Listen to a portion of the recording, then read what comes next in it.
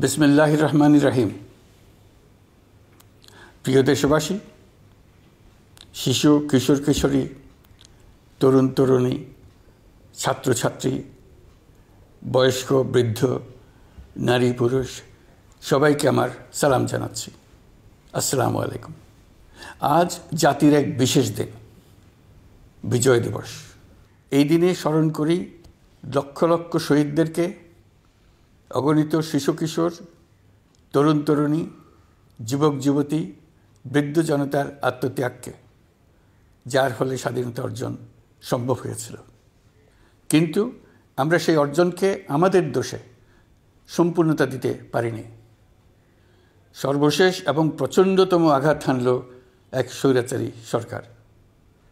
সে প্রতিজ্ঞা করেই বসছিল, এদেশের মঙ্গল হতে পারে এমন কিছুই সে অবশিষ্ট থাকতে দেবে না।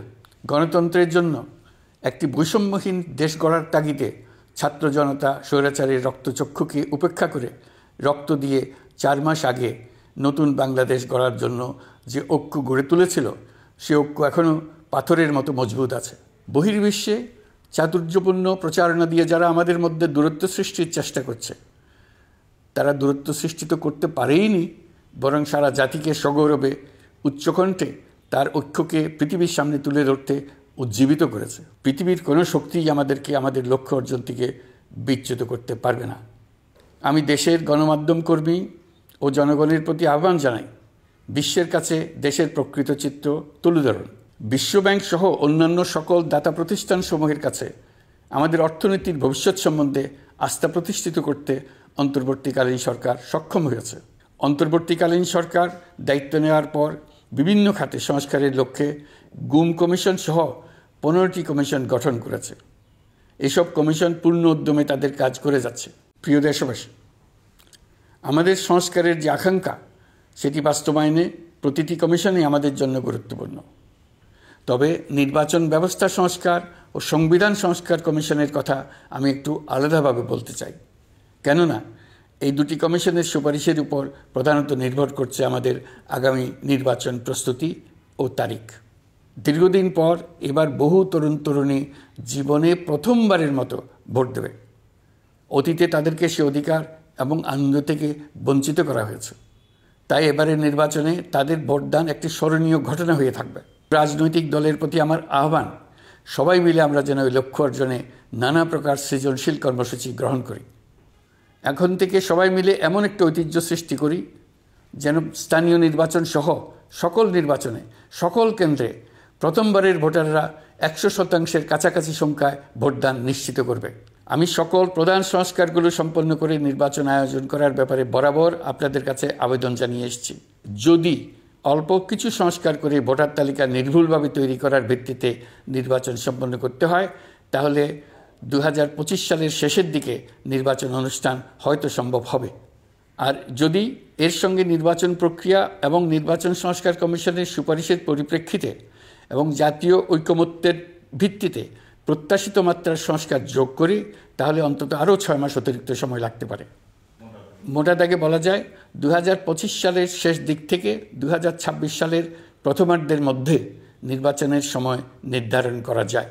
যেহেতু জাতীয় ঐকমত্য প্রতিষ্ঠা করা অন্তর্বর্তীকালীন সরকারের অতি গুরুত্বপূর্ণ দায়িত্ব, তা বিবেচনা করে আমি এই কমিশনের চেয়ারম্যানের দায়িত্ব পালন করব। আমার সাথে এই কমিশনের সহসভাপতির দায়িত্ব পালন করবেন অধ্যাপক আলী রিয়াজ। গার্মেন্টস শ্রমিক ভাই বোনেরা বাংলাদেশের অর্থনীতির অন্যতম চালিকা শক্তি। তাদের বার্ষিক মজুরি 9% বাড়ানোর সিদ্ধান্ত হয়েছে। গত কয়েক মাসে বাজারে কিছু পণ্যের দাম বেড়েছে। আমরা সরবরাহ বাড়িয়ে, আমদানিতে শুল্ক ছাড় দিয়ে, মধ্যস্বত্বভোগীদের দৌরাত্ম্য কমিয়ে এবং বাজার তদারকির মধ্য দিয়ে জিনিসপত্রের দাম কমিয়ে আনার চেষ্টা করছি। পরিবহন খাতে চাঁদাবাজি এখনও পুরোপুরি বন্ধ করা যায়নি। এটা সম্ভব হলে আমরা আশা করি জিনিসপত্রের দাম আরও কমে আসবে। আসন্ন রমজানে দ্রব্যমূল্য সহনীয় রাখতে আমরা সবার সহযোগিতা চাই। প্রিয় দেশবাসী, হত্যাযজ্ঞের সাথে জড়িত পতিত স্বৈরশাসক ও তার দোসরদের বিচার কার্যক্রম এগিয়ে চলছে। এই জন্য আন্তর্জাতিক অপরাধ ট্রাইব্যুনাল আইন সংশোধন করা হয়েছে। বিচার প্রক্রিয়ার স্বচ্ছতা নিশ্চিত করার জন্য আসামিদের বিদেশি আইনজীবী নিয়োগের সুযোগ দেওয়া হয়েছে। আত্মপক্ষ সমর্থনের সব ধরনের সুযোগ তারা পাবেন। বিচার প্রক্রিয়া, সাংবাদিক, মানবাধিকার কর্মী ও অন্যান্য পর্যবেক্ষকদের জন্য উন্মুক্ত রাখা হয়েছে। বিচারের যে কোনো অংশ চাইলে যে কেউ রেকর্ড করার সুযোগ পাবেন। প্রিয় দেশবাসী, জুলাই বিপ্লবে বাংলাদেশের ছাত্র শ্রমিক জনতা মিলে যে অসাধ্য সাধন করেছে তার অন্যতম শক্তিশালী ভূমিকায় ছিল এদেশের নারীরা। স্কুল, কলেজ, বিশ্ববিদ্যালয়ের ছাত্রী, শিক্ষক, অভিভাবক, চাকরিজীবী, শ্রমজীবী, সকল পেশার, সকল বয়সের নারীরা এই আন্দোলনে বিরাট ভূমিকা রেখেছে। জুলাই কন্যারা ঘোষণা দিয়েছে প্রতি বছর 10 ডিসেম্বর তারিখে নির্ধারিত সময়ে সারা দেশে সকল পরিবারের নারী, শিশু, কিশোরী, তরুণী, মহিলা, বৃদ্ধা একসঙ্গে নিজ নিজ নির্ধারিত স্থানে, সেটা উঠান হোক, বাড়ির সামনে রাস্তায় হোক, সমাবেশ করে দেশের অর্ধেকাংশ মানুষের অস্তিত্বের কথা সারা জাতিকে স্মরণ করিয়ে দেবে। তারা শুধু নতুন বাংলাদেশ নয়, নতুন এক পৃথিবী গড়ে তোলার মহাকর্মযজ্ঞে বাংলাদেশের সকল বয়সের নারীদের সঙ্গে নিয়ে নেতৃত্ব দেবে। সবশেষে এই বিজয়ের মাসে আমি বাংলাদেশের দল, মত, জাতি, ধর্ম, বর্ণ, বয়স নির্বিশেষে সবাইকে ঐক্যবদ্ধ থাকার আহ্বান জানাচ্ছি। শক্তিশালী স্বৈরাচারী সরকারকে জাতীয় ঐক্যের মাধ্যমেই আমরা হটাতে পেরেছি। তারা এখনও সর্বশক্তি দিয়ে জাতিকে বিভক্ত করার চেষ্টা চালিয়ে যাচ্ছে। সাম্প্রদায়িক রাজনীতির মাধ্যমে জাতীয় ঐক্যকে নস্যাৎ করতে চাচ্ছে, একের প্রতি অন্যের বিষ উগড়ে দিতে চাচ্ছে। তাদের এই হীন প্রচেষ্টাকে কোনোভাবেই সফল হতে দেবেন না। এটা আমাদের বিজয়ের মাস। 16ই ডিসেম্বরে যুদ্ধ জয় করে পৃথিবীর বুকে বাঙালি জাতির একটা স্বাধীন রাষ্ট্র প্রতিষ্ঠার মাস, শত্রুকে চূড়ান্তভাবে পরাজিত করার মাস, নিজের শক্তিকে আবিষ্কার করার মাস। এই বিজয়ের মাসে আমরা সকল প্রস্তুতি নিয়ে দৃঢ় পদক্ষেপে নতুন বাংলাদেশ গড়ার যাত্রা শুরু করলাম। এই যাত্রা শুভ হোক, গন্তব্যে পৌঁছানো নিশ্চিত ও আনন্দদায়ক হোক। বিজয়ের মাস হোক নারী, পুরুষ, ধর্ম, বর্ণ, রাজনৈতিক পরিচয় নির্বিশেষে জাতির মহা ঐক্যের মাস।